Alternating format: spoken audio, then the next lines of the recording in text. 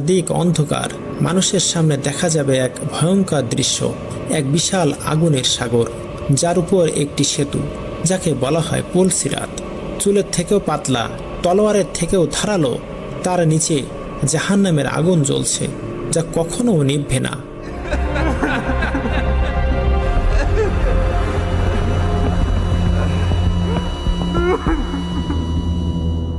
হাজার হাজার মানুষ সেই সেতুর ওপর দিয়ে যাওয়ার চেষ্টা করছে।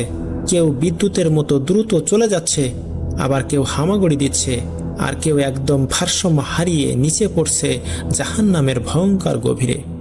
আজকের ভিডিওটিতে আমরা জানব সেই পুলসিরাত সেতু আসলে কি, কারা এটি সহজে পার হতে পারবে, আর কি করলে আপনি সেই দিনের জন্য প্রস্তুত হতে পারবেন।